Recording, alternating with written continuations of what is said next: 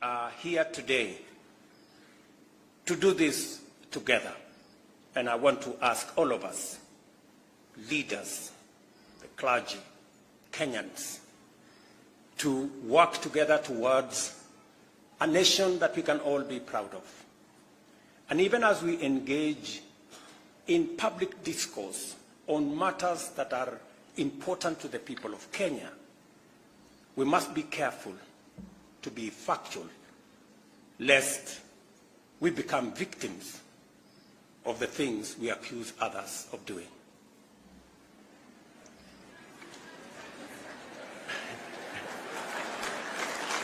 I know you know what I mean. Finally, go forth, therefore, with the confidence of someone empowered here at Tangaza University, ready to teach minds, to touch hearts, and to transform lives everywhere you go. May God be with you, and may you honor his will by living up to your purpose. God bless you. God bless our great country, Kenya, and God bless Tangaza. Asanteni sana.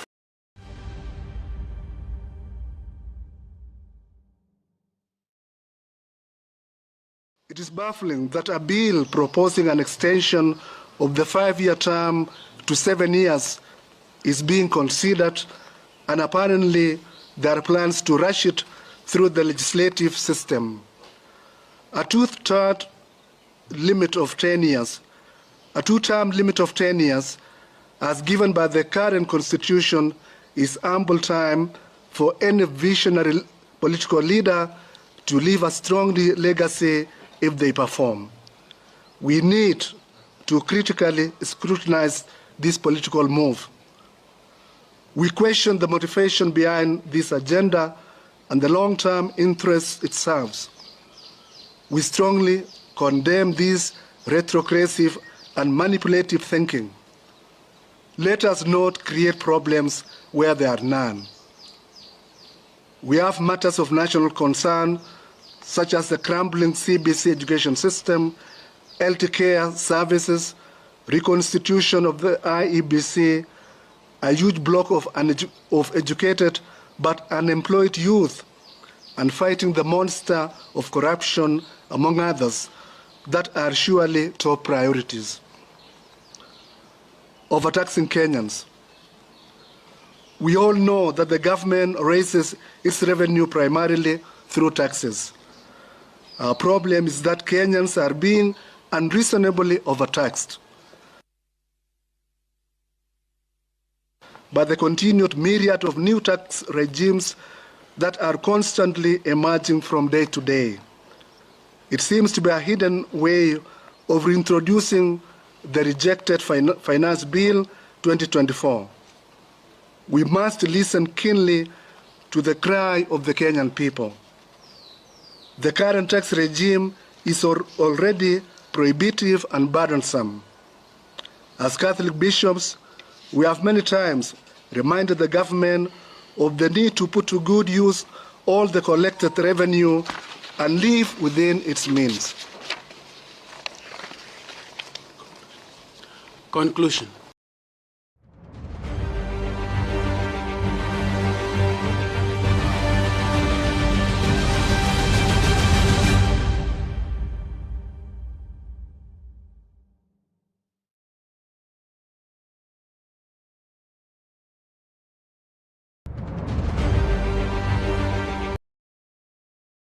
Politics, policy, and policy. Today we are privileged to have Dr. Abdi Mohammed to tackle this issue called healthcare reforms, which has been a hot issue. But before we do that, Fanya Mambo, how was your weekend? Oh, wonderful. What happened? I spent my time watching Embu on TV. What happened in Embu? The bishop happened, and then the king of the mountain. You know the way you don't announce you're king. You just come and then people tell you you're king. It was a very beautiful thing. And then the president was expecting the king he gave us, Kindiki, the king he gave us. And nobody even said hi. When they announced his name, it was like Hakuna mtu ametajwa.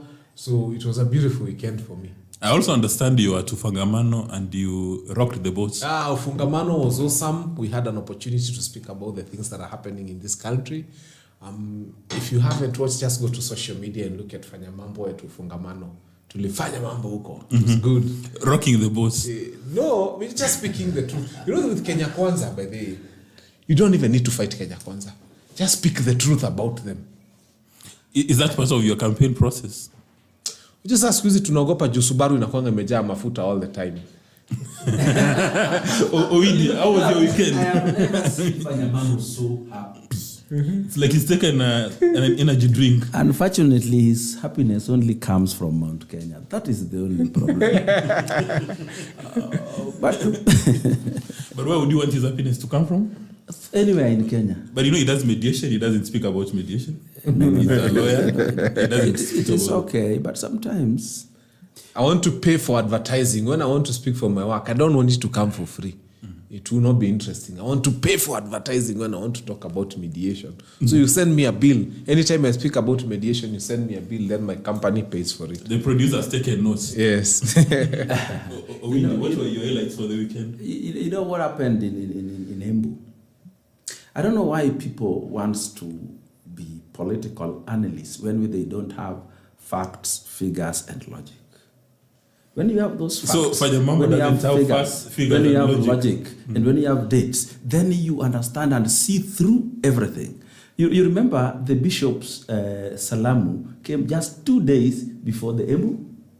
Or the Embu function. Yeah. Because they knew the crowd there will be largely the Catholics. So they collect all the Catholic bishops to come and give a way forward of what should happen in that function because the president would attend. It's just like when the president wants to go to Luoland and Raila Odinga goes ahead and say A, B, C, D. Then you can know he has set the tone. He has set the agenda for the function. So what the bishops did was to incite the people who would attend that function 2 days before. That function was largely attended by the Catholics. And what did their bishops say 2 days before that? That the president is a bad man, the president is A, B, C, D. So when you go there, what do? They say the enemy whom we are being told 2 days ago has finally arrived. Let us show him. Owidi, I'm a Catholic and I am one too. I served as an altar boy. In fact, I wanted to be a priest. So I want to register a series of offense to your statements. First of all, the Kenya Conference of Catholic Bishops, Yes. on a regular basis, they make their positions well known on topical issues, which they did on a Friday. And then the following day, there was a graduation at Tangaza University. President Ruto was the guest of honor. Then there was the consecration of the bishop in Embu. And then today, the president has also attended a Catholic function, a church function in Soweto. So are you suggesting that the Kenyan Conference of Catholic Bishops have got a political strategist like Fanya Mambo who said, let's provoke the president and then let's incite the congregation to behave in a particular manner when the president arrives? You are demanding too much from me, but let me tell you something. No, I must demand because Wait. I've got a responsibility as No. a faithful What I'm Catholic. saying, the things that I initially intended that I would not let the public know. Now you will make me let the public know. But before I proceed, I want to confess that I am a Catholic by birth. I was born and bred and baptized in the Catholic Church. I was confirmed in the Catholic Church. What is your confirmation name? I was confirmed in the Catholic Kevin. I was confirmed in the Catholic Church. And two, I was wedded in the Catholic Church. So I am a Catholic by all rights. But there are many things I don't agree with. Let me tell you one thing. This Catholic Episcopal Conference, Kenya Conference of Catholic Bishops. whatever it is, those many organizations they have around them, that whenever they want to speak, they wear those gowns to show that they are really Catholics. We last saw them during the Moi regime. And Moi was a president who was not a Catholic. Kibaki came the Catholic, Uhuru came the Catholic. We never saw those gatherings of Catholic bishops criticizing the government. They were telling us how President William Ruto is a liar. They forgot that Uhuru brought us the Big Four agenda, which including this very housing, and took an external loan to do the affordable housing. That loan, we don't know where it went, and those houses are not there. The Catholic bishops never gathered to tell Kenyans that Uhuru Kenyatta is a liar. I personally went to Kisumu with President Uhuru Kenyatta to launch the Universal Health Program in Professor Nyong'o's. And Kisumu was one of those counties that it was launched in on day one. It never saw the light of day. I never saw the Catholic bishops come out to tell Kenyans that Uhuru Kenyatta is a liar. The Big Four agenda, none of them saw the light of day as promised by Uhuru. Uhuru Kenyatta one day stood in Kenya and promised Kenyans that by 1st of June, all pending bills would be paid. They were never paid. The bishops never came out to tell Kenyans that President Uhuru Kenyatta is a liar. Because Uhuru Kenyatta is a Catholic. Kibaki was a Catholic. Today, Ruto is not a Catholic. They are back in their form to call conference. Next time, they are going to go to Fungamano to tell us how Ruto is bad. Forget it, my brother. In Catholic, when I was going to bury my own auntie, they told us my auntie has not gone to church for 2 years, so is no longer Catholic, so we cannot bring her body into church. Please, I am a Catholic, but I have to tell them. Kevin, wait a minute. And I'm not using Owidi. Let me use your confirmation name, Kevin. Yes. Wait. Yes. You've made some statements. Yes. That if Abdi was not here, we would have really given you a serious challenge and a verbal beating. Yes. The Kenya Conference of Catholic Bishops, Yes. since time immemorial, they always issue statements on a regular basis. Yes. Some statements, the government doesn't bother to react, but the last one, there were 14 statements issued in reaction. Mm-hmm. And I don't think the Conference of Catholic Bishops issue a statement after checking whether or not the president is Catholic. I think... that is what you think. No, that is not accurate. But Dr. Abdi Mohammed is the chairman of the Social Health Authority. We are going to immunize you from politics.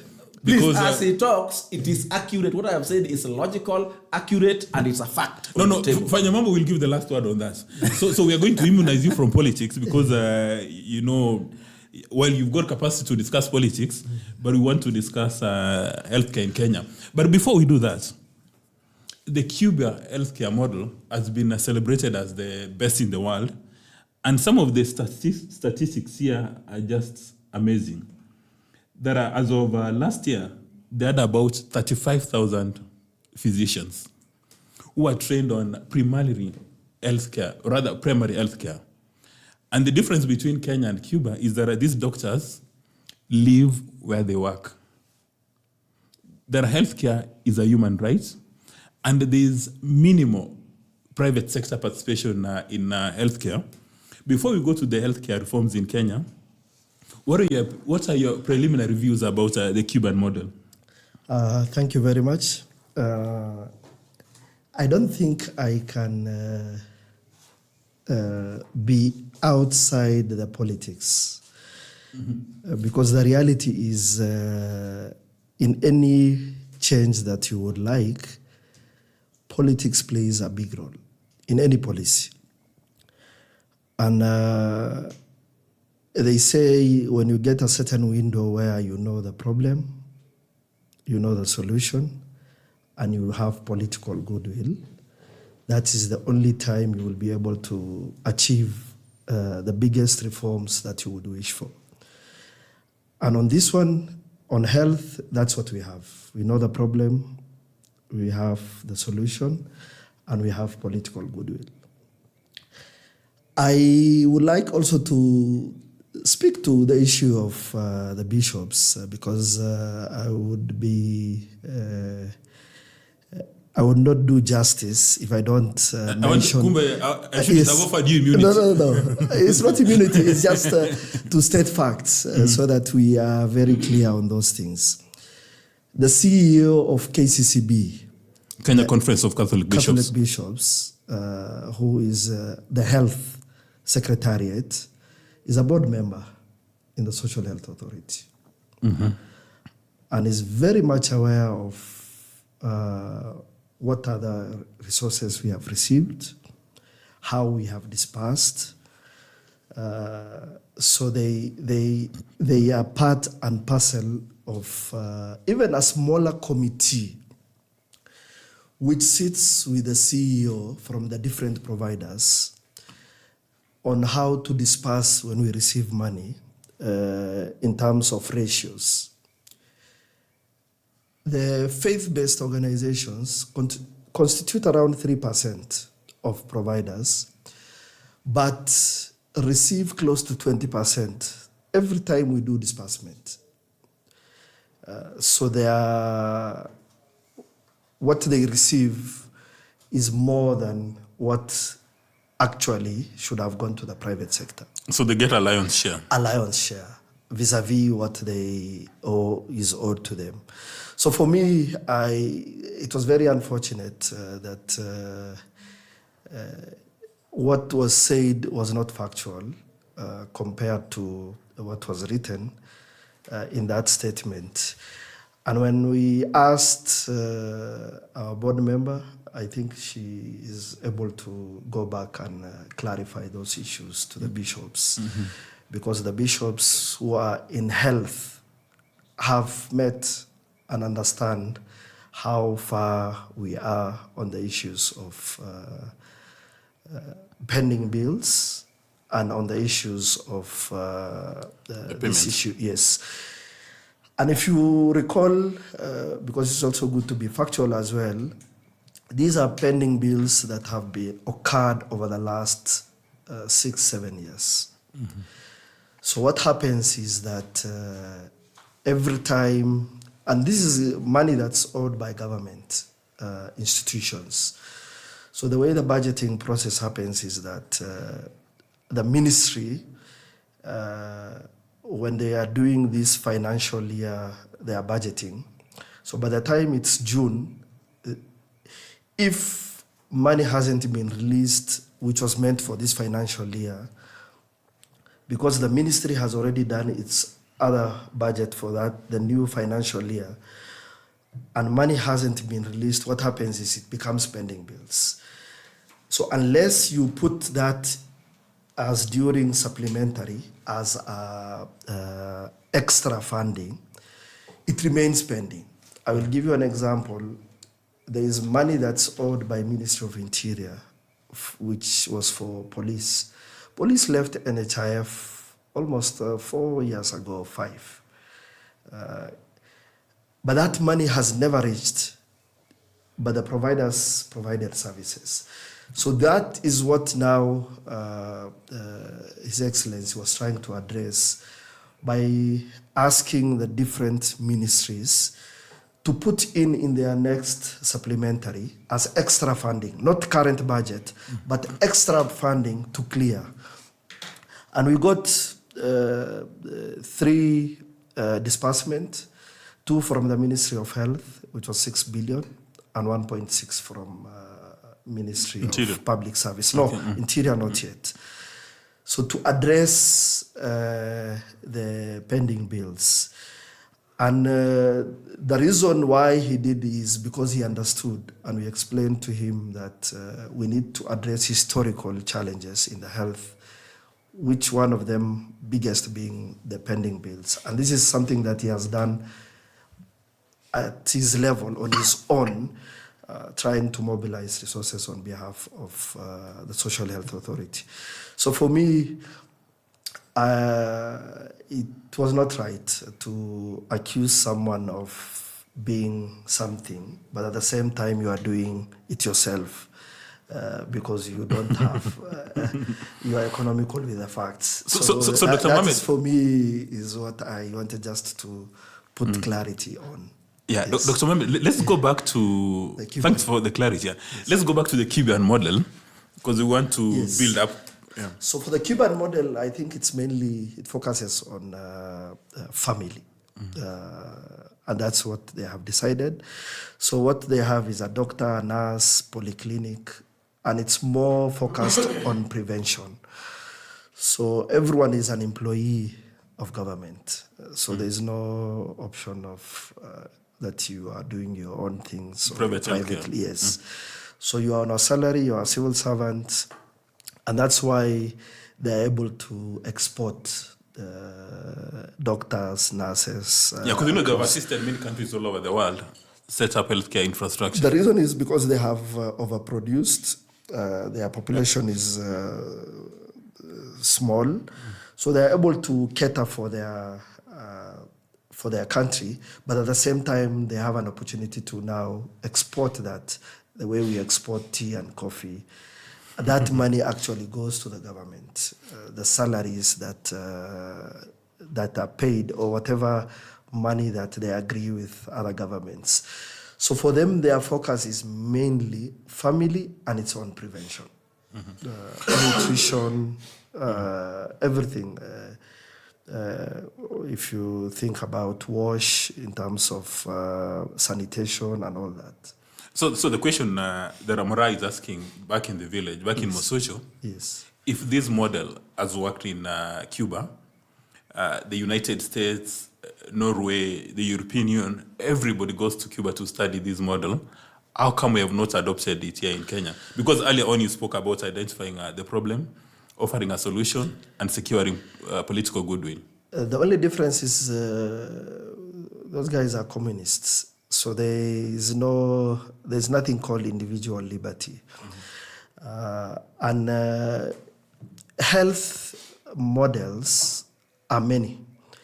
If you compare US and Norway, they are completely different on their model. US follows private model, where you take your own insurance. There's no government intervention other than the Medicaid and that, where it caters for the elderly.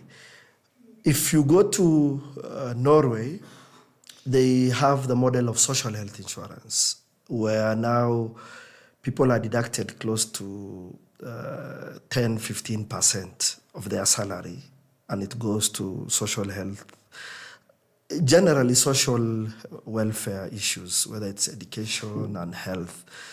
So you will find that's also another model. Then if you go to the UK, it's tax funded. So NHS. Every country, yes, NHS. So every country tries to do something based on a model that works for them. So the thing is, there's no one system that fits every country. There's no perfect model. For lack of a better word, there's no ISO standard. Yes. So every country will now work within a model that they feel this is reasonable enough. And for us, we have a mixed model that we have opted for. Before we go to the details, yes, what is the cost makeup of healthcare in Kenya? What are the building blocks? Like when you go to an hospital, you are given a bill of, say, 20,000. What goes to that bill? So the biggest cost, if you look at critically, is you will find is pharmaceutical, the drugs. So that sometimes can go as high as 60%. But for other big hospitals, you will have a skew towards accommodation, the hotel service. Because you will find some of these big hospitals, the per night bed is in some wards is 70,000, and you might not even find a hotel that charges that close in the country. So that also tells you that there is. It depends on which where you are seeking services, but generally, pharma is the biggest cost. And for us, mainly, I think the biggest challenge we have, and that's where India also has beat us, because India does what's called, there is a retail price, recommended retail price for drugs. Set by the government. Set by the government. Mm-hmm. So what they do is they work backwards. You are the manufacturer, what's your cost? This is the cost. One distributor or none. This is your markup. Hospital, this is your markup.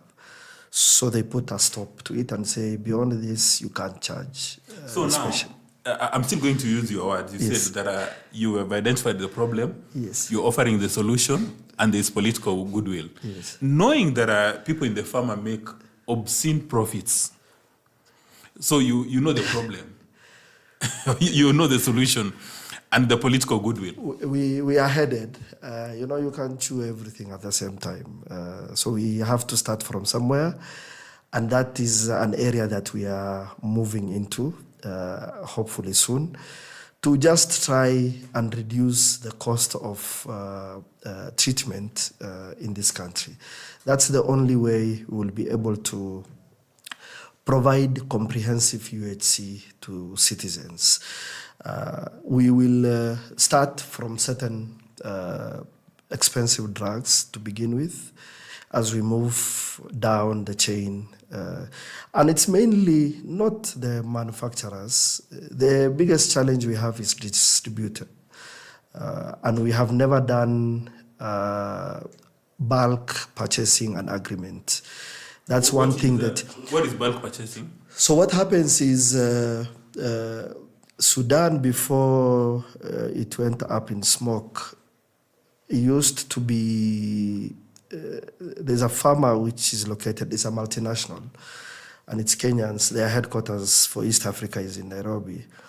But the people who work here are mainly Kenyans. So they used to go to negotiate with the government in North Sudan. So they used to, one of the things that used to surprise me is they would go negotiate with the government. They say the item that's sold here may be 100,000. Because the government has negotiated with them, it's around 50,000. So meaning... So in Kenya they sell double? Kenya is free market. Mm-hmm. So free market means capitalism, demand and supply. Everyone can put up their markup as they wish, and life goes on. So that's what we are trying to see. How do we come in? Yes, there's a markup, but it's reasonable enough that you are not out of business, but you are able still to make money. And then we have given patients a chance. When you talk about bulk purchasing, yes. What is the role of KEMSA? Isn't KEMSA supposed to be doing bulk purchasing? Yes, yes, it does, but unfortunately, it also does the same thing of market. So they will also go to the market, still the same demand and supply. So when it is KEMSA type, you negotiate. You don't go... The problem is in this country, we tie so much ourselves with laws of procurement this, procurement that. When you say competitive procurement, definitely now, if we are the distributors, we decide that this thing is, this is the price we are... Cartels and special interest. Exactly. But if KEMSA went to the market and said, I have this much demand, and I want at this price, who can match it? Then you will find different manufacturers coming in directly, not through a distributor, because they are now, they want the business and they have volume. But here, it is through 10 distributors before it reaches KEMSA. So then there's nothing. Now there's no way we will ever reach that level. So if you look at one of the laws that was supposed to have been done as part of the UHC is National Procurement Authority, which was supposed to... No, KEMSA remains. KEMSA becomes warehousing and distributorship, but there's someone who negotiates just on those bulk and says, this is the demand we have in our country, and this is what we want. Now, before we go to the fundamentals of the healthcare reforms in Kenya, Fanya Mambo, you seem not to have gone through the KEMSA Act or regulations. And as far as you're concerned, the core business is COVID and masks. COVID masks and procurement. Mm-hmm. KEMSA can be likened to Kura, Kenha, and these other moribund things that they don't even own a shovel, yet they are an institution that's supposed to make roads. They don't own a shovel. Their work is they are a tenderpreneuring outfit. What is KEMSA? I mean, what is Kenha, Kenya National Highway Authority? If they don't at a tractor, and they're the highway authority. But are they supposed to have a tractor? Are they supposed to have a tractor? Then why don't you amalgamate all of them and just have the National Road Tendering Authority? Because that's what they do. They do road tenders. You know, when we were small, I told you, we used to have county graders. In fact, Kenya Institute of Highway Building Authority, KIBIT. Technology. Yes, walikuwa nazo. They would come and fix our roads. Nowadays, those institutions are just tenderpreneur outfits. In fact, the only thing they do is process tenders. They should all be closed and just have a national road tendering outfit where you just know that the only thing they do is tenders, because it's no use having somebody tendering for county roads, another one tendering for national roads, another one tendering for urban roads. New puzitupu, because if they can't build, anyway, that's not what we're talking about. KEMSA, which from where I was actually wondering whether you've ever applied for a tender to do a road. You know, we Kenyans you seem to have intimate knowledge. Kenyans got to know there is KEMSA when we had COVID masks, and then after that we forgot about them. Then now I'm hearing them from SHE and SHA, and you know, nowadays even that shift, they're removing the F at the end, they are putting a T. Anyway, what we are here to discuss is first and foremost the whole thing about the Catholic bishops. If you allow me just 30 seconds before I come to you. Go ahead, because now all of them are intertwined. Yes. The reason, and I completely differ with Owidi when he talks about... He's a confirmed Catholic, Kevin. Uhuru having been... the Catholic bishops having kept quiet because Uhuru is a Catholic. Fair enough. Let's say they kept quiet during his... In fact, let's imagine you are right and I know you are wrong. But let's imagine that you are right.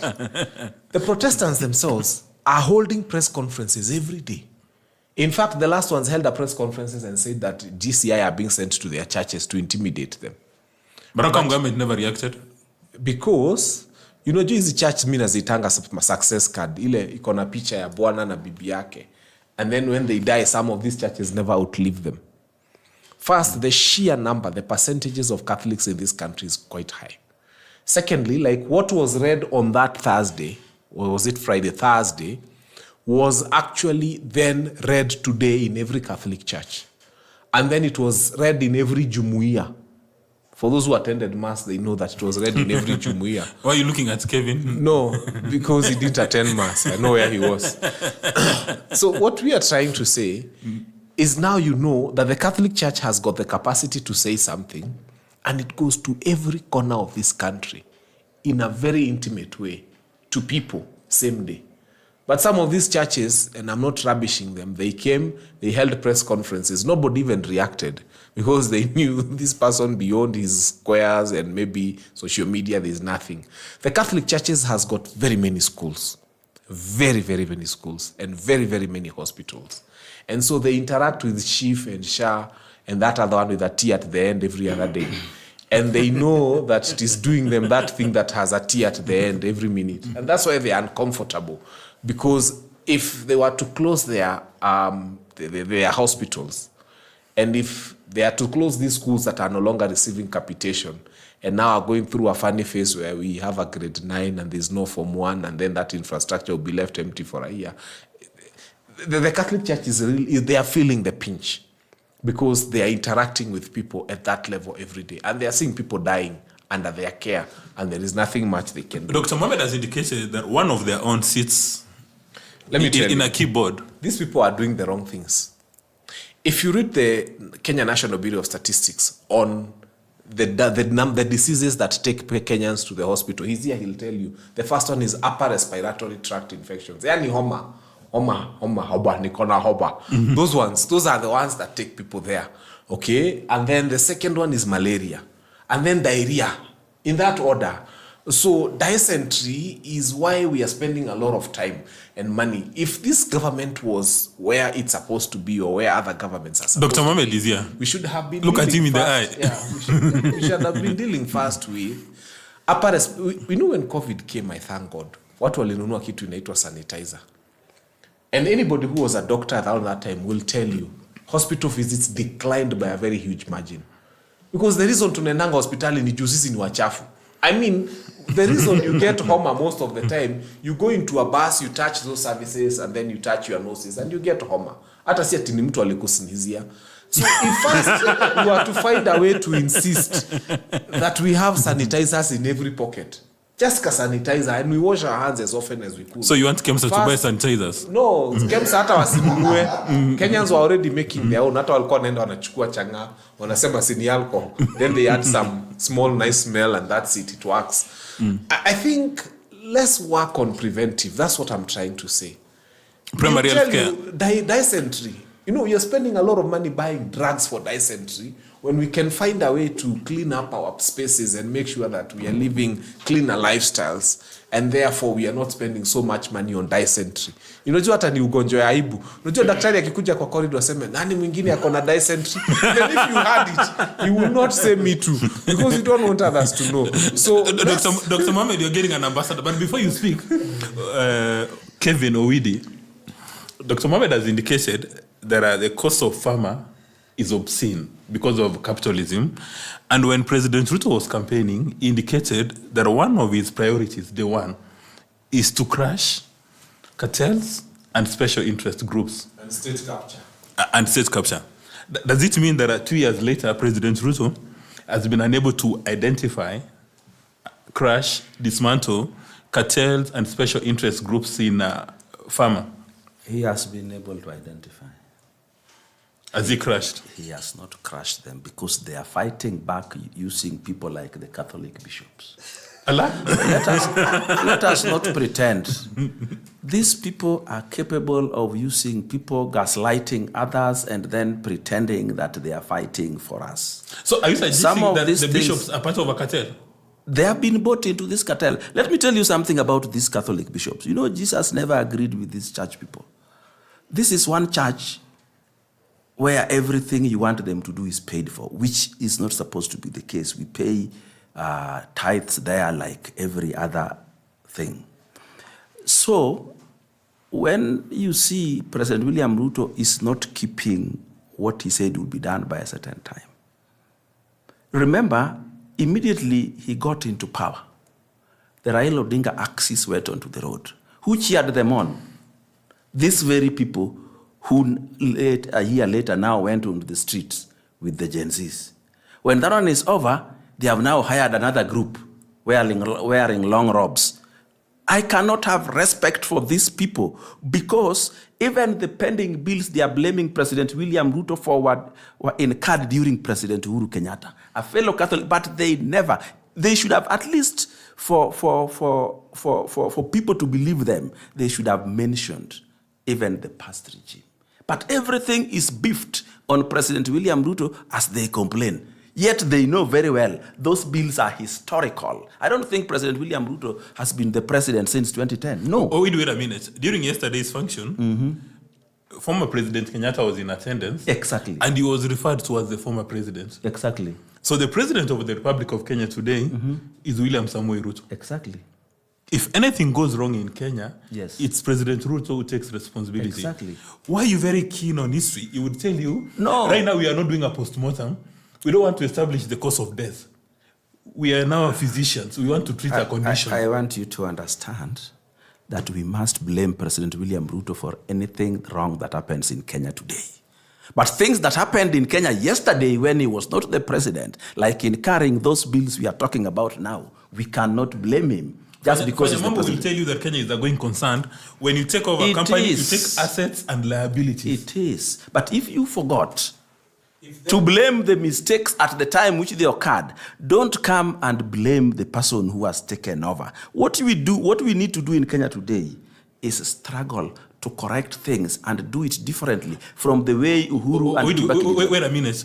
When will you stop blaming President Jomo Kenyatta, President Daniel Arap Moi, President Mwai Kibaki, President Kenyatta, and start delivering on the mandate, on the manifesto you presented? You are not understanding me. What I am trying to say, Fanya, do not are you take understanding him?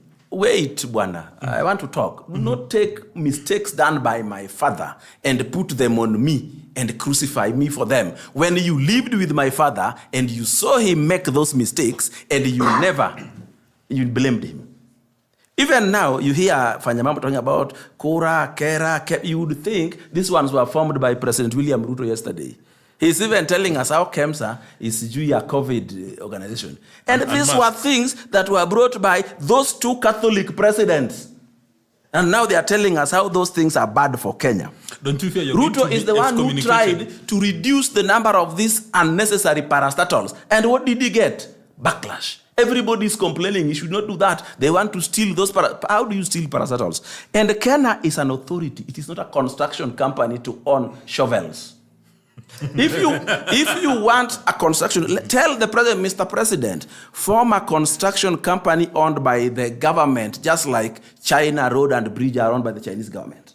And then now, let's now procure them to do the work. But as long as Kenya was formed as an authority, Kera and Kura and even Kemsa, they remain so. And they will procure the companies that are there that are able to do these things at an affordable and reasonable and lowest prices. So instead of advising the president that, Mr. President, we think we should have a government construction company. But remember, when those construction companies you are talking about were in existence, I was already an adult probably. I saw what used to happen. Those vehicles were vandalized. The cost of repairing them was so high until the government say, let the private sector maintain these vehicles and we hire them to do the work for us. But if you think we have got a new way of managing public companies for construction, then put it on the table and we can go to parliament and form them through acts of parliament or whichever way so that they can do some of this. I also agree that sometimes it may be necessary that we don't engage the private sector. But remember also, in this country, the private sector has suffered in the hands of very successive regimes. These spending bills you see in this country, there were contracts done by this private sector we are blaming now, and they have not been paid. Governors, ministers have taken credit for a job well done, when the people who did that work well has not been paid 3-10 more years later. They were wallowing in poverty. So I think when President William Ruto is trying to put things back on track, and all we do is complain, blame him, insult him, call him a liar, we are calling President William Ruto a liar. And I have told you, these things you are saying President William Ruto is lying about, Uhuru did worse. He told us of the big four agenda: food security, housing, healthcare, manufacturing. Big four agenda. Let's start with the food security. So in 2022, before we went for the elections, Unga was selling at 250 bob. Fuel 1 liter was 250 bob, and you could not even find it in a petrol station. And we never blamed Uhuru. This was your big four agenda. What became of it? What became of it? You took us to Kisumu in a stadium and launched universal health care and told us we are now going to get health care free. We never got it. The Catholic bishops never called him a liar. Please, let us use standard gauge for everyone. But when you come and say this guy has been worshipping a state house with non-Catholics, so he should get out of there, because we are not going to accept it. We are going to tell you off whether we are fellow Catholics or not. Don't you fear they are going to excommunicate you? But they cannot excommunicate me from heaven. Some of them have done worse things. Didn't we have a Catholic priest who was accused of sodomizing 12 children? Wasn't that a Catholic priest? And it is those priests who become bishops. Mm-hmm. There was one Catholic priest, bishop called Okoth. What did they do to him? This thing is becoming, we have to have what is called religious tolerance. After religious tolerance, we must have denominational tolerance. But you cannot treat every regime differently. But Owidi, yes, sir. Your reaction is high octane. It's like you want an energy drink. But yesterday, the president said he's listened to the Catholic bishops and is going to take advice. Even today, has indicated the same thing. But because you may need a Red Bull at some stage, now Dr. Mohammed, in October last year, the president signed into law 4 bills that are supposed to, in a very fundamental way, create a revolution in the healthcare scheme. And you started the conversation in a very solid manner, that you've identified the problem, you have the solution, and the political goodwill. What is the problem that you are attempting to cure with these 4 bills now, which are law? Oh, and maybe in addition, he can tell us. No, I'm not the one who's supposed to ask you. No, it's okay. Go ahead. There was NHIF whose systems cost 700 million. Tell us about this other one and how much it has cost, and why, and whether there was open tendering. Okay. It seems you enjoy tender issues. You know, at some stage, Fanya, you have to declare your interest. Exactly. How many tenders have you lost? Tender issues. Tender issues. Anyway, so there's something that you said earlier which I was happy about on the issue of prevention. The primary health care. Primary health care.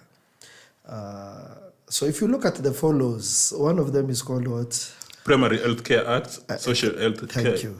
So I just wanted to show him that whatever that went into that is something that's fundamentally meant to change the healthcare system. So in health, we have 6 building blocks when we look at from WHO perspective. The 6 is human resource, ICT, healthcare financing, products and technologies, leadership, and governance. So those are the issues that you have to address when you are when you want to build a solid healthcare system. So the first one is primary healthcare, which is meant to address, it has, number 1, community health promoters. And that is the one which has been a huge success in Cuba, irrespective of the political system. Yes. So for us in this country, community health promoters was work which was being done by NGOs. So there were many NGOs who used to have 2 community health promoters here, 10 here, 15 here, 20 here. Some were using the same community health promoter doing the same vertical program. So I am contracted by Fanya Mambo NGO to do malaria follow-up in a small ward. I don't look at anything else. Fanya Mambo pays me. Then Owidi comes and says, tell me, do for me for Dysentery. HIV. Mm-hmm. So that is what used to happen. And they used to raise resources from wherever they wanted to. So when now this government came in, that was the first thing that happened. That why is it that it's being done in isolation, in small wards here and there, and not done across the country, and it's not being led by government? That's how the 100,000 community health promoters were employed by national government. Not county governments. It's both. So the stipend comes from national, half, 50% from national government, 50% from counties.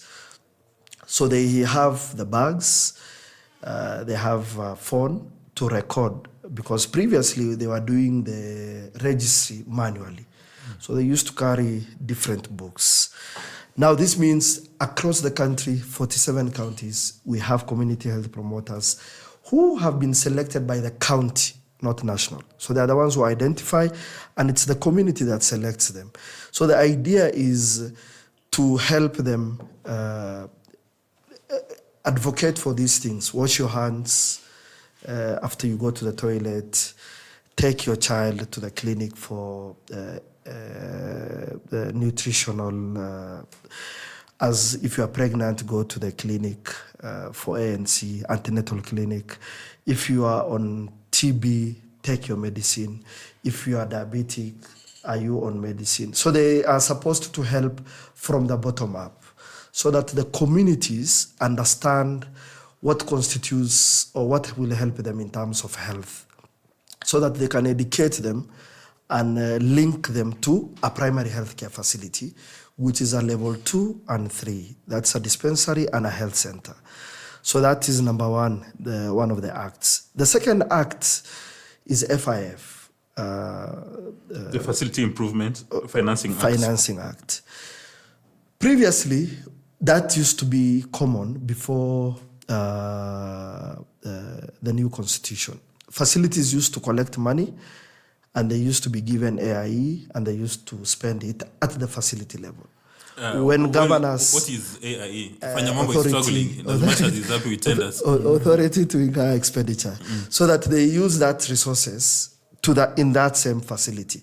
When now governors came in, they recalled. So they said whatever you collect comes to the county revenue fund account, and then they disperse again on what they want to use it. It can be used for roads. Buying the governor's car. It can be used to buy a car. It can be used for benchmarking, whatever it is. So this one now makes it that mandatory. Every shilling that's collected remains at the facility and can only be used for health, for the same facility and not anywhere else. So it's to ring-fence resources at the health facility. And if you look at that act, the board that is supposed to manage those facilities is the community. It has youth, women, elderly, special groups, and a chair, plus the MedSup who is in charge, is the board. So the board... The medical superintendent. Yes, the medical. So the board constitutes the community that's around. So they get to determine how to use the resources. How to use their resources, how to make sure that this money is only used for the facility, and how the other resources that come in, how they are utilized. So they hold the management accountable, and that's now the community, including the youth. That's what the law says. But if you ask me whether governors have implemented, not yet. Whether Kenyans are aware, not yet. But unfortunately, no one will mention these things because it's not soundbite enough to tell the community. But again, one would easily blame the administrations because in my village there's a saying that if you wink at a girl in the dark, the girl has no idea that you are winking. So with all these pieces of legislation and reform, it's incumbent on you. They hired Isaac Mohammed to tell us about it. What do you expect? So, Fanya Mambo. Yeah. So this is... We don't know because Isaac Mohammed is supposed to tell us. So this is one of the Dr. Mohammed is here. Yes. So the other one is Digital Health Agency. Health, yeah. So this one is to digitize our healthcare system. So Digitize why the records. The records? Currently, there is something called the Kenya Demographic Health Survey. It's done after every 10 years. So a government comes in, they receive a report for 10 years. Over the last 10 years, then they remain in the dark. When they're exiting, that report is published again to say, over the last 10 years, this is what happened. So the content is not useful? It's not useful to make decisions. For decision making. So there is a lot of challenges in terms of our health records. You go to this hospital now, a few hours later, you show up in another hospital, they will repeat the same tests because they don't know what was done on the other side. And there's maybe the patient nowhere. doesn't disclose. And the patient maybe doesn't even know whether that was important or it's the one that's being repeated. So there is no record of, the information is not flowing. So there are silos. Information is here, there's another one here, there's another one here. Sometimes even you yourself as a patient, you even forget which you might think your diabetes is not necessary for the doctor to know, but it could be what's causing your problem at that particular time. So you don't disclose. So you don't say, I am on this medication. You don't disclose. So for us, that is one area that is meant to address the Digital Health Agency. So it's to digitize the whole health records for the whole country. And there's a health exchange so that your information is available in any other facility with your permission. So it's you to you get a prompt when the doctor wants to see what is your phone. On your phone, yes. So if you say accept, the doctor will be able to see it. But what else is it supposed to do? The digitization is to put in a health information system. For example, if you looked at Governor Kangata, said he automated the revenue collection, Muranga, and that was the Muranga County Referral Hospital. His revenue increased from 1.5 million to 11.5 million. Over what space of time? In 1 month. Okay. Immediate. Digitized today, a month later, revenue jumped from 1.5 to 11 million. He did the same for Maragua. Revenue jumped from 500,000 to 4-point-something million. So there is so much leakage that happens in public hospitals that just by digitizing alone, in terms of the putting a health information system, will put so much resources back to the health sector. So that is what now that health agency is supposed to address. The other thing that it's supposed to address is something called track and trace for medicine. So currently, we have a lot of medicine in the market. So sometimes when you ask, is this fake or not? And you take, there was a report that came out and said they looked at, there's a drug called syntocinon. It's meant to stop bleeding for women when they give birth. So out of the 17 drugs that they have sampled, 11 were fake, did not have the active ingredients. Now, when you take now that to the Pharmacy and Poisons Board and you say this is this manufacturer, the manufacturer will tell you this did not come from us because there's no way to track. Traceability is zero.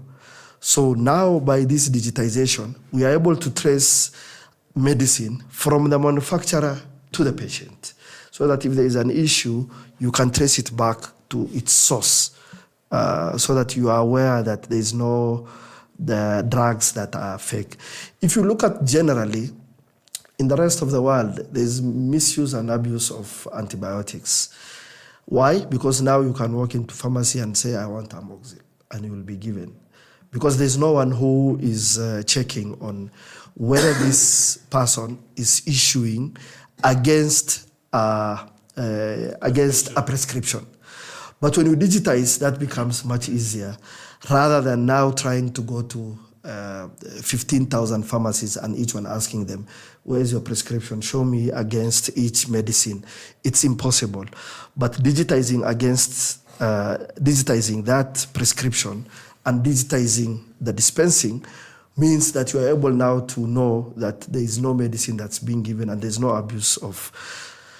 So there is the issue of this social cost, health insurance. the social health insurance. So the social health insurance. That is the elephant in the room. So the social health insurance, other than FIF addressing the financing bit, is supposed to address the issue of healthcare financing. So what have we done that is different and why did we come up with it? So the first thing, if you look at NHIF, NHIF was a members club, National Hospital Insurance Fund, which became National Health Insurance Fund, and the amendment was done in 2021, 2022, just before the elections. What did it say? It said employer and employee to match. That was what the law, and FKE went to court. What else did it say? It also said that your NHIF is fast payer. So if you have a private insurance, your private insurance is the fast payer. So if you have a private insurance, first you exhaust your private insurance Before NHIF comes in. That is what also made private insurances and FKE go to court. What else did it say? Nothing else other than that you contribute, it is mandatory as well. So why did we come in and say we want to overhaul all that? First thing, there are 3 funds that we have created. NHIF was a members club. Social health insurance is not a members club. So what does that mean in basic English? In basic English, it means for NHIF, for you to benefit, you register, you pay, and you wait for 2 months for you to benefit as an informal Kenyan. If you are employed formally, it's mandatory, your employer will deduct. For social health authority, There are two funds which all you need is just to register for one, and the other one you don't need even to register. So the first one is the primary health care fund. So you need to register for that one? That one you just need, just by registering *147#, that's it. You get access. You don't need to contribute even 1 shilling. So meaning as a Kenyan, you are entitled, and that's tax funded. You don't need to contribute anything. The second one is Social Health Insurance Fund, which is contributory. And that's where now you have the 2.75%. That when you register, you contribute based on your ability. 147. The same. If you have registered earlier, you don't need to register again. So it's the same. Then there is the Emergency Chronic Critical Illness Fund. For emergency, you don't need even to register. You just need to be a Kenyan. You don't even need to be a Kenyan. You need to be within the territory of Kenya. Yes, that's it, for you to get access. But where did that come from? That came from the Constitution, 2010, Article 43. It says that emergency is a right. But from 2010, it has never been implemented. 2017, the Health Act said also the same. Emergency is a right. It has never been implemented. Everyone sat aside, watched it, did not know what to do with it. But this is the first time a government is daring to implement that article and that act. That how do we now put in that right into action so that it's not a story. So emergency now has been mainstreamed, that there is a fund for it and it's a right. You don't need to register. You don't need to be even a Kenyan. You just need to be in the territory of Kenya for you to be treated for emergency. What else is different from... So that already tells you that when people say we want to go back to NHIF, I always ask myself, what are you going back to? To a members club? So that the many hustlers, Kenyans who will benefit from primary health care level 2, 3, and for the many Kenyans who are on those and do this, who will get emergencies. So you are saying for them, let them go to hell, they need to pay something for them to benefit. So how do you run away from something that is universal, bringing in almost everybody in, to a members club where I need to be wealthy enough to pay for me to benefit? Now, Dr. Mohammed, you've given a very elaborate explanation. And there's a lot more in terms of the difference that you would understand, which shows you when people say we go back, then you wonder how are you comparing the two.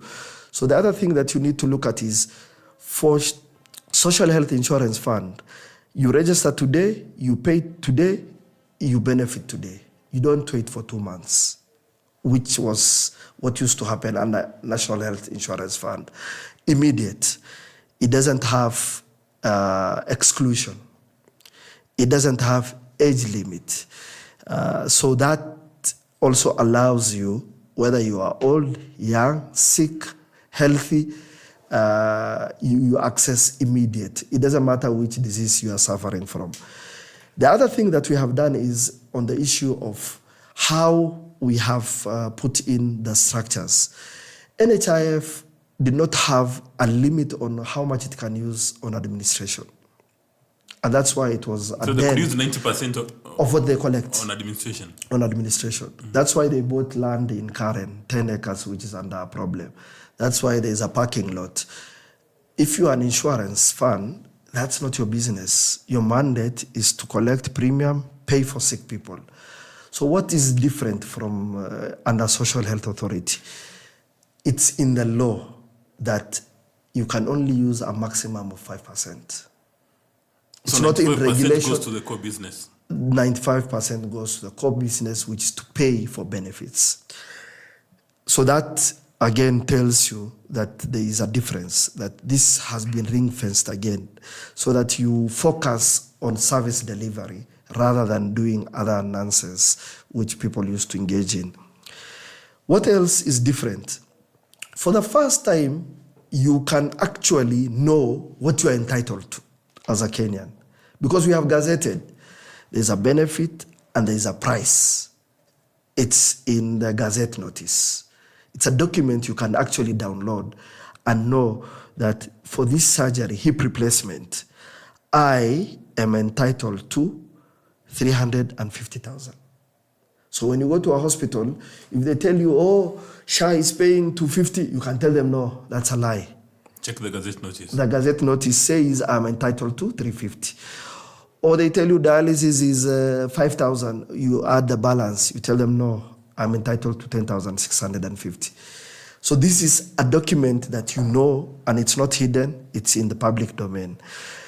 But how is this document also generated? We have set a committee outside SHA. Previously, NHIF used to do it on their own. They used to determine the benefit, the tariff, and they are the ones who used to even not show it to anyone and decide and agree with each hospital, I will pay you 50,000 for this procedure. You come, then I tell you, we can negotiate 100, I can give you. So there was different prices for the same benefit. If you go here, I pay 50. If you go there, I pay. Standardized. It was not standardized. Now this one is standardized. It doesn't matter whether you go to mission hospitals, public or private. Price is paid the same equally. And it's determined by a committee of experts in a university, and the public have a representative through HENET, the civil society. Professionals have a representative. The Director General of Health is represented. Social Health Authority has one representation. So this is something that is supposed to be done every 2 years. And as even an individual, you can petition. You can go and say, I'm not happy with the cesarean section price. We think this is something that you guys need to increase the price. And you give your reason why you think that committee needs to review that. So it means this is now open to everyone to petition and say these prices are low, or this you have forgotten to add this disease or this benefit. So it has democratized that space so that it's not SHA which is determining. But what else did we do? We have set as part of the dispute resolution, we have a tribunal, and I am sure now this one, Fanya Mambo will be very happy. On the tenders. No. The tribunal is meant, it's the Judicial Service Commission that appoints, and their work is to resolve any disputes between providers and the Social Health Authority, patients and providers, patients and the SHA.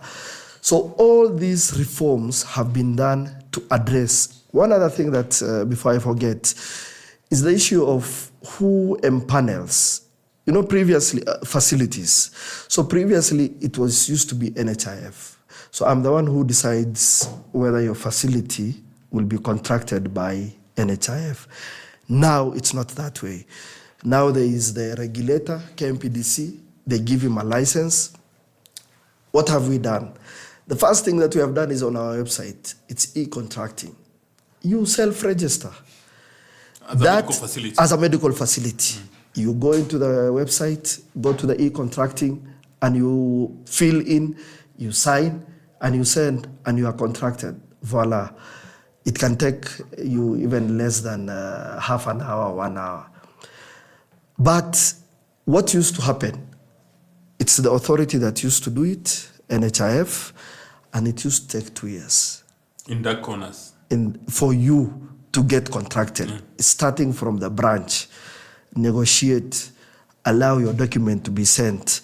They come to inspect, look at this, look at that, do this, give me this document, give me this, take them to headquarters. Give me a headquarters. Board have not yet sat down, wait for them to gazette. 2 years. Now, because of time. Yes. Because of time. There's a regulator whose mandate is to make sure that there are no fake hospitals, and that's their work and their job. So for me, what now, and that kind of contracting, now let me shock you even more, used to be done by law firms. Law firms. and it used to cost the NHIF 1 billion shilling. We have done it at a zero cost. The gentleman on your right is a lawyer. But now, 3 fundamental questions. You didn't answer about the 700 million. Yeah, he's going to answer it. But let me press some issues that we are getting overwhelming feedback. 3 questions. Number 1, for the last several weeks, every single day at the 7 o'clock, 9 p.m. bulletin, there are people complaining about SHA, SHIF. They've come with all manner of acronyms that we cannot use at this stage. That's the first question. The second question, a few days ago in the middle of the night, we saw news releases all over. You fired some people, some were sent on compulsory leave. What was that? And then Owidi last week gave an example which made people in the room livid. There's a clinic on top of a mango tree which has done more operations than Kenyatta National Hospital. And one of the organizations linked, either it's NHIF, has already paid those. And then also don't forget Fanya Mambo's question. So I have not yet understood the question properly, but I have had 700 million. So this issue of the... So you know the 700 million where it is? I don't even know where it came from because it's not... So the 104 billion is maybe something that I can easily address. So you remember when I told you about the digitization? So the digitization is meant to provide hardware to every public hospital, 6,000 of them. It's supposed to provide connectivity, internet, for 10 years. It's supposed to provide power, whether it is through off-grid, through solar, or connecting them to the grid. It's supposed to provide the HMIS, and that is 10 years for 103 billion, which translates to 10 billion a year for all that work. So for me, and it's not for SHA, and that's the other thing, it's to digitize across the whole health sector, including KEMSA and the regulators, so that this issue of fake doctors, fake what, their registries are supposed to be digitized and put in the system in such a way that no one can provide services who is not licensed and registered by a regulator among the many regulators. So for too far, please. Why would a government that is going home in 2027 make us plans for 10 years? Number 1, they are going home at 2027 in Bali. So this is what we need to agree. He was struggling here to tell us how they looked for 6 billion and another 1.5 billion. I was taking notes. I was not on social media. I was taking notes to pay some of these suppliers to hospitals. And then they take a whooping 104 billion and commit them for 10 years. Now, this is Kenya Kwanza thinking. It's upside down, bottom up. You are here, the people who've provided services. You know the reason why these people are demanding money from you? They put a syringe into someone. They have incurred cost to have treated these Kenyans. And then you're paying them a mere 6 billion, another 1.5 billion. That's why I wanted the 104 billion to come from you. And it's explained very well. And then you're here committing to some amorphous digital systems that we cannot feel, see, or touch for the next 10 years, and you're going home in 2027. I think this is where Kenyans are angry with you. And that's why you saw even the bishops angry with you, because they have hospitals that now cannot buy medicine. And the money that would have gone into buying medicine and being able for them to treat the people who are there currently has been committed into some 10-year commitment that is not making sense for us. I wish you even committed for the next 3 years or something, but you cannot struggle to give people 6 billion and then go into something that you call a system that you think is more important and spend a whole 104 billion. And by the way, whose money was it? It was our money as Kenyans. So you'd rather have used our money to help us, not in some amorphous systems. But you may be aware that there is short-term planning and there's long-term planning, and it's only lazy politicians who plan every 5 years. I think we need to answer this thing politically, because the accusations are very political. You know, there's one. Let me answer just one thing, which is there's no one who has been given 104 billion. Exactly. Zero. So, There is Mambo, where did you one- pick these figures from? So it's from heaven. So He said 104 and he's broken it into 10 years. No. It's 10 years. So it's 10 billion a year. So the first 2 years is the people who are doing the work are the ones who are investing their own money.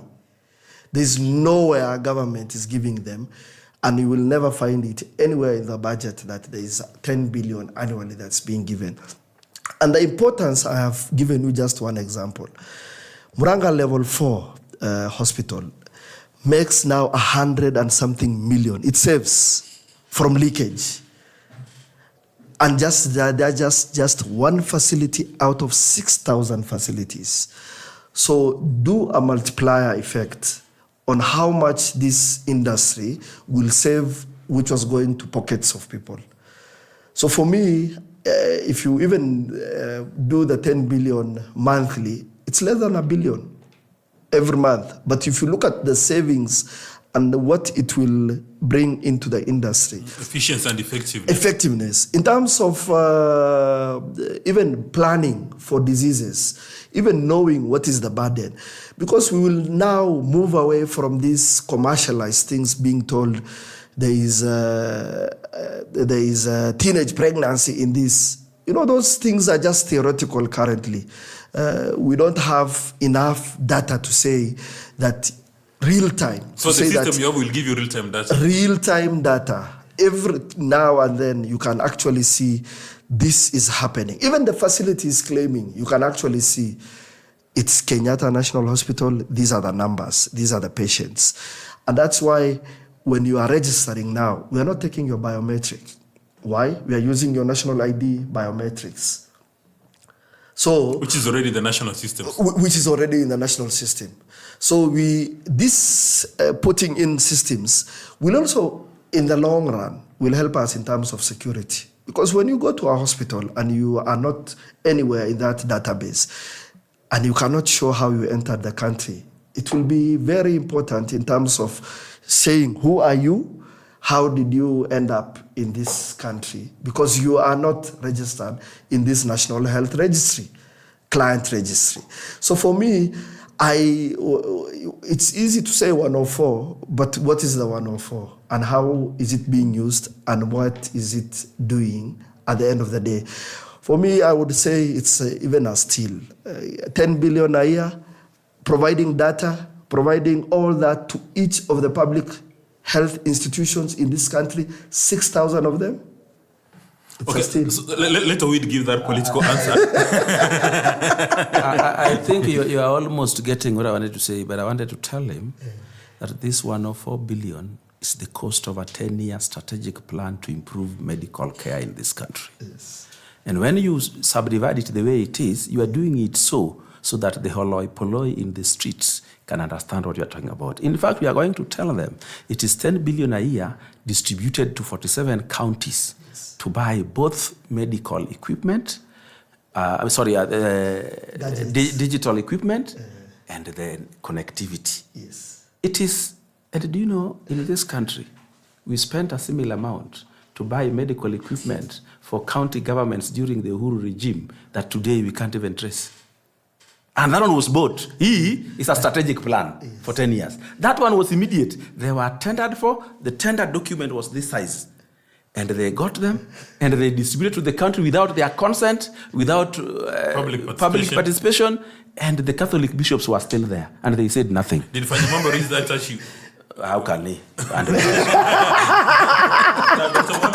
There's a concern from a member of the diaspora. A member of the diaspora saying that if they've got family members in Kenya, how do they compute the cost? I'm just repeating the question, cost, and how do they participate effectively in this process? So what we wanted, there's something that we are doing in terms of people who are in the diaspora. Instead of just being told every now and then, pay niko kwa hospitali, nilipie hii bill, there's a tab that we have put in which is called sponsor. So you are able to pay for your... On the website. That you are able to sponsor a family member who is in the country, pay the premium from wherever you are because you can pay them digitally, and then they get services while they are here. And the services they're entitled to is a document that you can download. So if they tell you they have gone to a hospital, they are being charged this, you can actually look and say... It's a Kenya Gazette notice. Yes, this document it's also on our website, SHA. But it is that fundamental question that you probably answered and it missed me. Yes. Why are people complaining, patients in hospitals claiming that ikitu rudisha NHIF, if you're not getting the right kind of attention? So there is... if you go to a hospital, any hospital today, you will find 1 or 2 patients who have arrived, maybe for one reason or another have not done the registration, have not completed the process, and their name does not appear on the system. Because the majority of the complaints around chemotherapy and dialysis. We have sorted the dialysis, chemo we have sorted, because that is the first things that we have started on to begin with from the word go. So the initial part was, the issue was the system was not live in terms of the hospitals being able to submit claims. But that has been addressed and we have increased the price. It was 9,500 previously.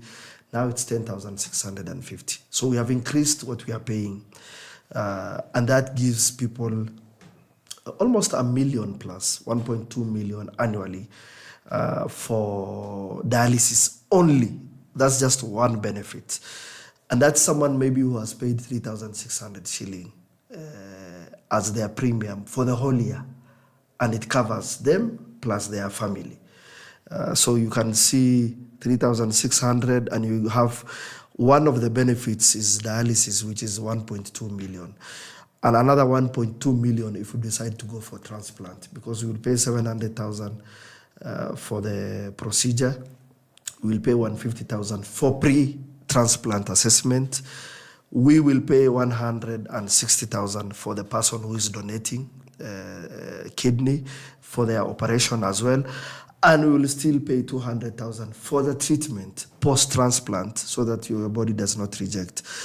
So for me, what I would say is that when now that media goes to that facility, there are 100 plus patients who are using the same services, SHA, being treated. I am not dismissing that one patient, but it just tells you that we are taking out of proportion on one case vis-a-vis the many. There are like another 100 within the same hospital who are using their SHA being operated on, because there's no other justification or there's no other explanation why the month of October we received claims worth 2 billion shilling. If there was no one who was benefiting, then how do we have 2 billion shilling as a claims that have arrived to SHA? You know, I know for every person individually, because these things are personal, that's the person who feels the pain. So it is that's what we are trying to address in terms of where do they reach out to. In terms of if I have a challenge with I cannot be seen or my nini is not updated. Some of them, the challenge is you will find someone hasn't added their spouse as a beneficiary. Someone hasn't added their children. So definitely the system will not. And that is something power that we have given to individuals to do it themselves. On their mobile phones. On their mobile phone. You go to afyayangu.go.ke, you put in your credentials, you add, so and so is my wife. She receives a message that Dismus is adding you as, do you agree, yes or no? You add your children, upload their certificates. So it's something that you can actually do it from the comfort of your house. You don't need to visit anywhere. But if you need assistance, you can visit any of our branches to be assisted. Yeah, so as we come to the conclusion, we'll allow Fanya Mambo to ask a question or make an observation. First and foremost, I've learned a lot. You are an intelligent doctor, very brilliant. Thank you. Fanya, you okay?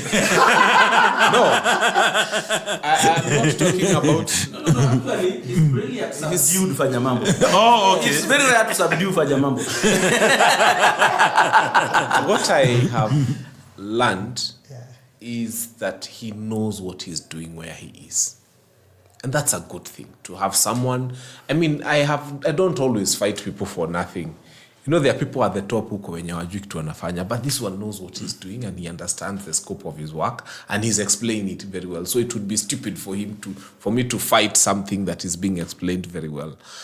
The thing is, Kenyans are yet to be on the same page with you. So you have a long way to go. I think you need a better government spokesperson. You should have been the one, especially on Chief and SHA. And the other one, they are putting a T at the end. And mine is to say, because hata nimedial hiyo star 147 hash hapa. Just wanted to see whether it is for real. Well, they've told me to visit them so that they know how much to charge me. Again, that's another place where it's never been clear.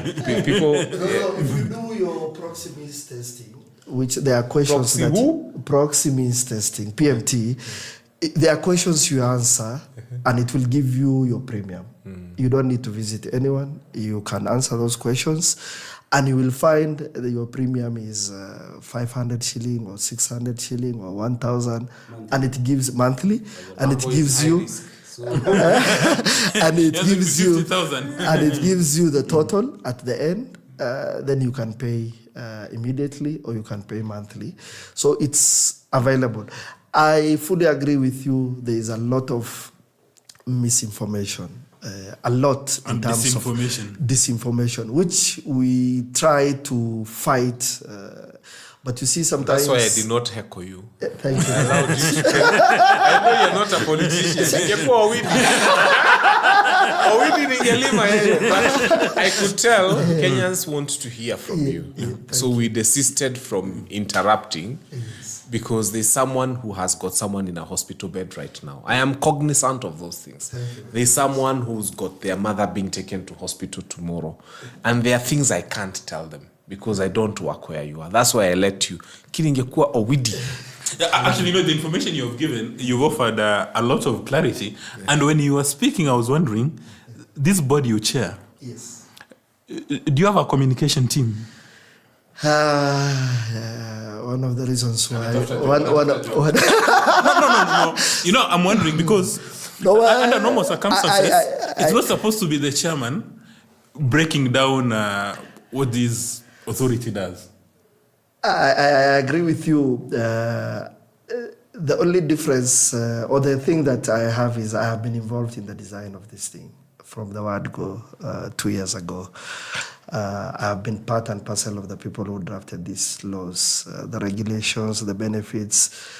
I have engaged with NHIF before, so I knew the ills, the problems, what we are trying to address, and how we wanted these reforms to holistically change, because trying to change one law was not good enough. We wanted it to touch every aspect of the health system. And if you look at, there's something that I haven't mentioned, which was the human resource.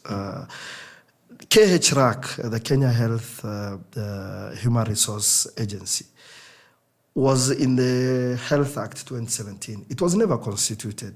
It's His Excellency, the President, who constituted for the first time when he came as a president, and even put board members and put team in place so that we can address this perennial issue of strikes from doctors and healthcare workers, and even set up a presidential task force to strengthen and see, which is now working on, to see how do we address, because we would be foolish if we just address one part of the health system without addressing the whole ecosystem, from training to how do you remunerate, how do you allow doctors, consultants to move from one county to another, provide services, send people where they are needed, rather than one county having 20 neurosurgeons and another county having 20 counties having 0. So how do we make sure that we spread the little human resource specialists that we have? So for me, and that's why at the beginning I told you, we have a problem We know the solution. And, and for the first time, we have political goodwill at the highest office. Yeah. Before we come to the question, from all these provisions, it would appear to me that our neighbors can actually come to Kenya and, I'm saying non-Kenyans, and enjoy all these benefits. No. You see, that's why the registration in the law is very clear. You are either a refugee, you are either a resident who has a work permit, or you are Kenyan. So the law in terms of registration, it's very clear. And I don't think there's anyone who would come to get an emergency in Kenya so that they can benefit. So it's not something that you just wake up and decide.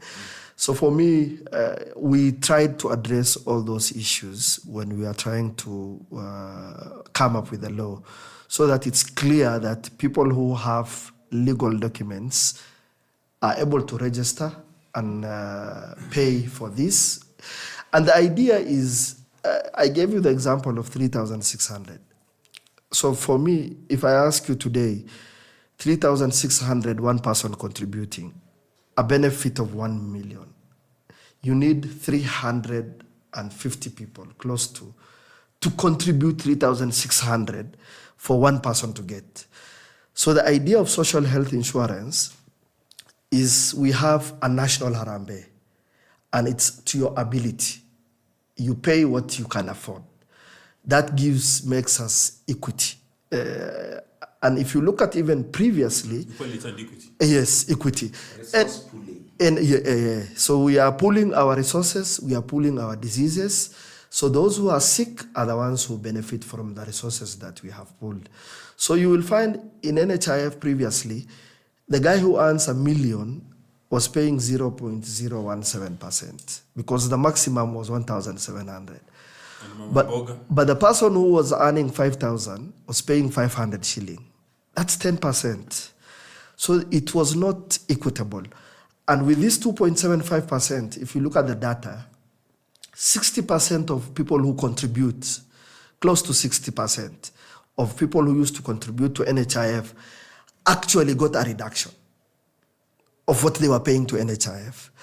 So when now every time I hear people saying, 2.75 imepandisha, and me I'm looking at the data, I'm wondering, yes, imepandisha, but to the 5%. Yeah, that is the misinformation. The ones who earn close to 200,000 and above. And they are 5%. Yeah, but the majority, Fanya Mambo has registered as an unemployed. So, because of time, let's also get Owidi to Actually, Chairman has really impressed me by the information he has let out to the public today. It makes me think that the biggest problem we are having now is civic education. And I think in Kenya today, it is time we had a directorate of civic education in which we'll have somebody who will make sure that in that directorate we have people from all walks and all professions, and they make data and information that goes out to the public. The best way that this would go is maybe during public holidays. In each and every sub-county and county, there is somebody from the Directorate of Civic Education telling the people what the government has done, why it has done it, and how it will benefit them. If we had that kind of information coming out the way you have given it today, this kind of information we have had today cannot even come from the office of the government spokesperson. It needs sometimes an expert. That's why I'm saying that directorate would have an economist and health professionals and all that, and of course politicians, so that by a time like this, the whole country knows that what we have gone for, that has been besmirched like I don't know what, is better than what we had before, and in the long run, we will be happier than we were before. Directorate of Civic Education. It would be different from government spokesperson. It would be different from Directorate of Public Communications. You will not be accused of creating nyanyoism. No. Even that, we still have a means to have political affairs and national guidance. But I guess it's entirely different. Civic education is very important. Even Yes, this I thing that agree, is I called agree with public participation, Yes. we needed to have explained to people that public participation cannot replace these decision-making organs. It is used to explain to people things that are happening and why they are happening that way. It's not just giving you information, explaining to you. You know, for the chief government critic here, Fanya Mambo, to come down and listen to this explanation for 1.5 hours, it means that it makes a lot of sense. No, me and Fanya Mambo, we know each other. We only serve different gods. That's the problem. He knows. Tukikutana hapa nje. He knows. He says, Owidi, unajua mimi leo nimescore. Leo we. He knows. So. But then last time he suggested that you get a check. Did you get it? He didn't take that information. He left it here. He should have taken it ahead. Talk where you I need your number. Owidi is suffering here. Alipwe sana vizuri. So Dr. Mohammed, your remarks and I mean, you know, for the kind of information you've given really has been amazing. And you've, I mean, your board recently fired people for incompetence. There are still people within your organization whose incompetence, whose lack of capacity has given people the opportunity to engage in misinformation and disinformation. So a noble venture like the one you are doing is now being suffocated by misinformation and disinformation. So are we going to see any further... No, let me... I'm not firing anyone, and it's not the board's interest to chase away people. It's not in our agenda. But when we have challenges, we have to address. But what I can assure is there are many good men and women in NHIF and hopefully who will transit to the Social Health Authority. And there is a lot of work that we have to do, which I am very sure is cut out for us to continue educating and continue explaining. We have slept on the job, and those are some of the reasons of the grounds that we have taken the action we have taken, because we need to onboard everyone and explain, especially our branches and regional, is where we need to make sure that they understand and they are part and parcel of this process. The only thing that I would like to tell people is, today you are on a salary pay slip, but tomorrow you might exit. This agenda, which is meant to address our health, is for every one of us. Part of the reason why we created the Chronic and Critical Illness Fund is so that patients who are suffering from cancer don't spend their life savings and sell their properties. So what we are trying, and that's why that is tax funded, and it comes from Treasury. And that's why one of the reasons why I have seen a lot of people saying, why have we done this? We have gone for the mixed model because there are no enough resources in one basket. Contribution alone is not enough, and depending on tax is not enough, because we have seen what happened in Ghana. Ghana went for tax. When you have fiscal constraint, then what happens is you can't provide services. You start closing tabs and you say, this is not necessary, stop this, stop that. So for me, so that people see the importance of these things. And under the primary, one of the things we have put in is prevention, screening for cancer, cervical cancer, breast cancer, so that we don't wait when we reach at the end, when a woman is suffering and she has reached at the stage 4 cancer. So my plea is to especially anyone and everyone who sends false information before, either deliberately or without knowing. You can have your fight with whoever you want to have a fight with, But something which is a national good, and I'm happy with Fanya Mambo, is it outweighs and it supersedes all of us as a country. So don't kill or don't